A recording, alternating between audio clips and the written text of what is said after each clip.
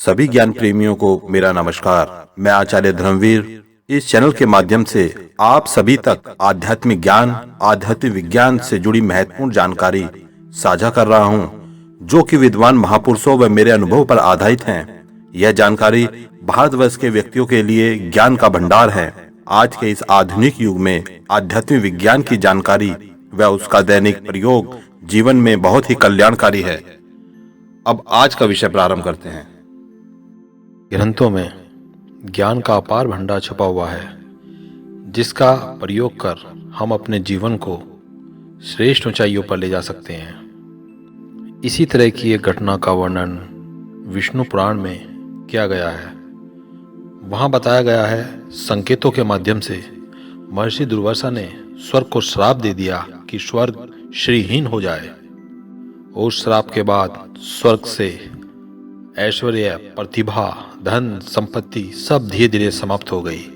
स्वर्ग दरिद्रता की तरफ चला गया। सभी देवता लोग परेशान हो गए। बहुत उपाय किए, बहुत यत्न किए, लेकिन कोई रिजल्ट नहीं मिला। अपनी समस्या के समाधान के लिए वो सब लोग मिलकर ब्रह्मा जी के पास गए, लेकिन वहाँ से भी समाधान नहीं मिला। फिर उसके बाद विष्णु जी के पास गए, वहाँ उन्हें समाधान मिला। उन्होंने कहा समुद्र मंथन के माध्यम से 14 रत्नों की प्राप्ति होगी। उसके बाद स्वर्ग फिर दोबारा से संपन्न हो जाएगा। ये सब संकेतों की भाषा है। समझना थोड़ा मुश्किल है, लेकिन ऐसा भी नहीं कि थोड़ा ध्यान दें और समझ में ना आए। ये सब चीज़ें धीरे धीरे समझ में आने लगती हैं। हर उस व्यक्ति के जीवन की कहानी है जो व्यक्ति निस्तेज हो गया है अपने जीवन में, वो कामयाबों को नहीं प्राप्त कर पा रहा है। उसके द्वारा बहुत प्रयास करने के बाद भी समुद्र का मंथन न होकर व्यक्ति के मन और उसकी आत्मा का मंथन है। मन और आत्मा के मंथन के बाद व्यक्ति अपने जीवन की उस श्रेष्ठ ऊंचाइयों पर जा सकता है जो उसने कभी सोचा भी न था। जिस समुद्र मंथन का वर्णन विष्णु पुराण में किया गया है, उसमें जो 14 रत्नों की प्राप्ति हुई है, वो सभी रत्न अलग अलग व्यक्तियों, अलग अलग देवताओं या अलग अलग दानवों को दे दिए गए। लेकिन जो मंथन व्यक्ति के मन और आत्मा का किया जाता है, उसमें वो 14 की 14 रत्न उस व्यक्ति को प्राप्त होते हैं जो उसका मंथन करता है। अतः प्रत्येक व्यक्ति को चाहिए उसको अपनी आत्मा और अपने मन का मंथन करना चाहिए। जब कोई व्यक्ति समुद्र मंथन की प्रक्रिया अपने जीवन में करता है तो प्रारंभ में कालकूट विष निकलता है।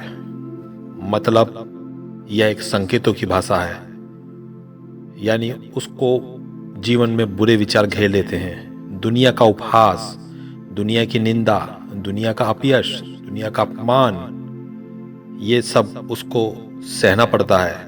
यदि वह इन सबको दरकिनारे करके इसकी तरफ ध्यान न देकर अपने काम में लगातार चलता रहता है, तब उसको दूसरा रत्न प्राप्त होता है, जिसका नाम है कामधेनु गाय। प्रतिभा की जब कामधेनु गाय उसको प्राप्त होती है तो वो बिना रुके लगातार अपने काम को करता रहता है और वो सफलता की तरफ धीरे धीरे आगे बढ़ता रहता है। वो अपने कार्य में पूर्ण दक्ष हो जाता है, और जब वो इस तरह से अपने कार्य को करते हुए आगे बढ़ता है तो उसको तीसरा रत्न प्राप्त होता है, जिसका नाम है उज्जेस्वा घोड़ा। मतलब ये सब संकेतों की भाषा है, उसको समझा जा सकता है। मतलब संकल्प की गति उसकी ऐसी हो जाती है जैसे कि घोड़े की गति होती है। उसने संकल्प किया और उसका काम तुरंत बनने लगता है। प्रकार तीसरे रत्न की प्राप्ति के बाद उसको चौथा रत्न प्राप्त होता है, जिसका नाम है ऐरावत हाथी, अर्थात संघर्षों के ऊपर बैठने की क्षमता, संघर्षों के ऊपर नाचने की क्षमता। व्यक्ति को प्रतिभा की कामधेनु और संकल्पों की गति प्राप्त होती है। तब उसके बाद ऐरावत हाथी प्राप्त होता है, जिसके माध्यम से वह समस्या के ऊपर बैठकर उस समस्या का समाधान निकालता है, उसको कंट्रोल करता है। उसके बाद उसको एक मणि प्राप्त होती है, और उसके बाद जब वो व्यक्ति लोगों की जन आकांक्षा को देखना शुरू करता है, तब उसको एक चौथा रत्न प्राप्त होता है, जिसका नाम है कल्प वृक्ष। ये सभी रत्न क्रम वाइज प्राप्त मिल रहे हैं। ये एक कोड वर्ड है व्यक्ति को समझाने के लिए। व्यक्ति के जीवन में इसके मतलब अलग अलग हो सकते हैं। जब व्यक्ति को कल्पवृक्ष प्राप्त होता है तब उसका जीवन ऐसा हो जाता है कि उसने संकल्प किया और उसका कार्य सिद्ध, या उसने सोचा और वहां उसका कार्य पूर्ण। जब उसके जीवन में ऐसा होने लगता है तब 7वें रत्न के रूप में एक अप्सरा निकलती है जिसका नाम था रंभा, अर्थात वासना। जितना चाहिए उससे भी ज्यादा उसका मन करता है उस चीज को प्राप्त करने का, सबका उस व्यक्ति के पास हो, ऐसी वासना उसको घेर लेती है। यदि वह उस वासना को भी जीत जाता है तब उसको देवी लक्ष्मी की प्राप्ति होती है, अर्थात धन व संपदा सामर्थ्य प्राप्त होती है। उसके जीवन में यश चारों तरफ फैल जाता है। और जब 8वां रत्न की प्राप्ति होती है तो उसके तुरंत बाद उसकी आसुरिक प्रवृत्ति बढ़ने लगती है। उस व्यक्ति के अंदर आसुरिक गुण आने लगते हैं। आसुरिक गुण के माध्यम से उसको वारुणी देवी अर्थात मदिरा की प्राप्ति होती है। वो अपने जीवन में बहकने लगता है। और यदि व्यक्ति उससे भी पार निकल जाता है, मदिरा से पार निकल जाता है, अपनी आसुरिक प्रवृत्ति को जीत लेता है, तब उसको 10वें रत्न के रूप में चंद्रमा की प्राप्ति होती है।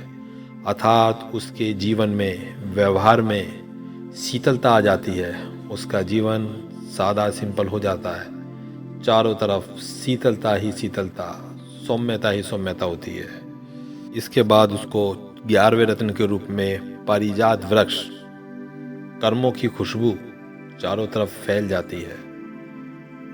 सब जगह उसका गुणगान किया जाता है। जैसे कल्प वृक्ष की खुशबू चारों तरफ महकती है, उसी तरह वह व्यक्ति भी महकने लगता है, चहकने लगता है। जब उसके जीवन में ऐसा होता है तब 12वें रत्न के रूप में शंख की प्राप्ति होती है, यानी विश्व में उसकी कीर्ति फैल जाती है। वो व्यक्ति विश्व के श्रेष्ठ व्यक्तियों में गिना जाने लगता है। उसके बाद उसको 13वें रत्न और 14वें रत्न के रूप में धन्वंतरी कलश लेके मिलते हैं। ये एक संकेतों की भाषा है। अर्थात धन्वंतरी जब कलश लेके आते हैं तो इसका अर्थ यह है, इच्छाओं से वो व्यक्ति ऊपर उठ जाता है। उसका मन, उसका तन, उसके सब मधुर हो जाते हैं। जो व्यक्ति भी उसके पास जाता है वो आनंदित हो जाता है। वो हर व्यक्ति के हित की सोचता है और हर व्यक्ति के हित की करता है।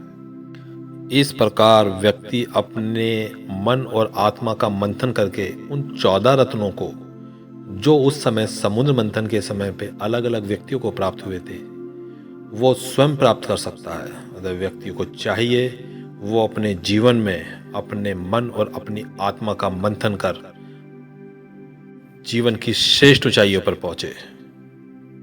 ये सारे रहस्य पुराणों में, ग्रंथों में भरे हुए हैं, बस समझने की बात है। आज के समय में हमने उन विद्वान ज्ञानी पुरुषों के साथ बैठना बंद कर दिया है, जिससे हमें अपने जीवन के संबंध में ज्ञान की प्राप्ति हो सके। हमें चाहिए कि हमें ज्ञानी पुरुषों के पास बैठकर जीवन के संबंध में ज्ञान की प्राप्ति करें और अपने जीवन को श्रेष्ठ से अति श्रेष्ठ बनाने की कोशिश करें। इस कामना के साथ व्यक्ति अपने मन और आत्मा का मंथन कर श्रेष्ठ स्थान पर पहुंचे।